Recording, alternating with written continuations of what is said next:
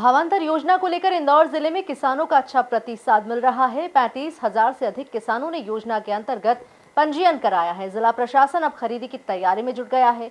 24 अक्टूबर से सोयाबीन की खरीदी होगी। मंडी समिति ने भी खरीदी को लेकर लगभग सभी तैयारी पूर्ण कर ली है। खरीदी के दौरान किसानों को किसी प्रकार की असुविधा न हो, ये भी सुनिश्चित किया गया है। देखिए खास रिपोर्ट। किसानों को सोयाबीन उपज का उचित दाम मिले, इस उद्देश्य से प्रदेश सरकार ने भावांतर योजना प्रारंभ की है। इस योजना के लिए 3 अक्टूबर से किसानों का पंजीयन प्रारंभ हुआ है, जो 17 अक्टूबर तक चलेगा। इसके तहत जिले में अब तक 35,000 से अधिक पंजीयन हो चुके हैं। कलेक्टर शिवम वर्मा के अनुसार अब जिले में कुछ ही किसान हैं जिनका पंजीयन नहीं हुआ है। हमारा प्रयास है कि हम जल्द से जल्द उनका भी पंजीयन करें। खरीदी की भी तैयारी प्रारंभ कर दी है।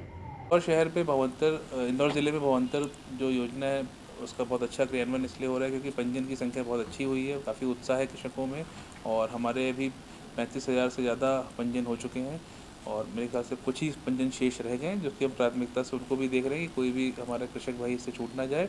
और आने वाले टाइम में चूँकि 24 से इसकी जो मतलब मंडियों में इसकी वो शुरू होगी, जब भावांतर भुगतान से जब मंडियों में जब आवक शुरू होगी तो हम लोग उसकी भी तैयारियां कर रहे हैं। मंडियों में सभी तरह की आदर्श सुविधाएं रहें। हमारी निरंतर जो मंडी के अधिकारी हैं, मंडी के व्यापारी हैं, उन सभी लोगों से बात हो रही है। जो सोया प्लांट चलाते हैं उनसे भी हम लोग बात कर रहे हैं और पूरा प्रयास यही है कि सभी तरह की सुविधाएँ मिलें, अच्छे भाव मिलें हमारे कृषक भाइयों। और माननीय मुख्यमंत्री जी के भी निर्देश हैं कि भावांतर योजना में अच्छी क्रियाएँ रहें, अच्छी तरह से कार्रवाइयाँ रहें।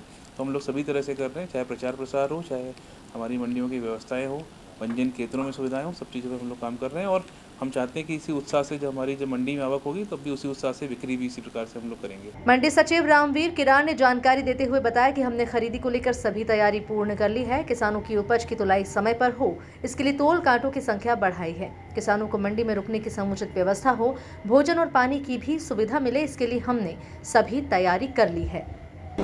हम लोगों ने भावांतर के अंतर्गत, क्योंकि इस बार जो भावांतर योजना है वो पूरी तरीके से ऑनलाइन पोर्टल पे होने वाली है। जो पंजीकृत किसान है उसका पंजीयन क्रमांक भी मंडी पोर्टल पे आ जाएगा। तो हम लोग को सबसे पहले इंटरनेट की सुविधा उपलब्ध करानी है।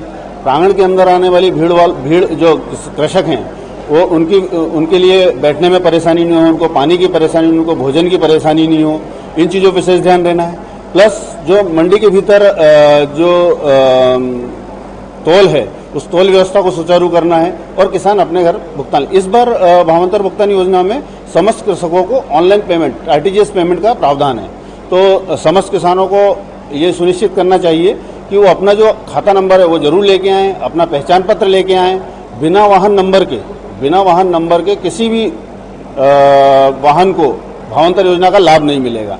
इसलिए सभी कृषकों से ये भी अपील है हमारी कि वो भावांतर में बिक्री हेतु बिना वाहन का नंबर न लाएं, बिना नंबर का वाहन न लाएं।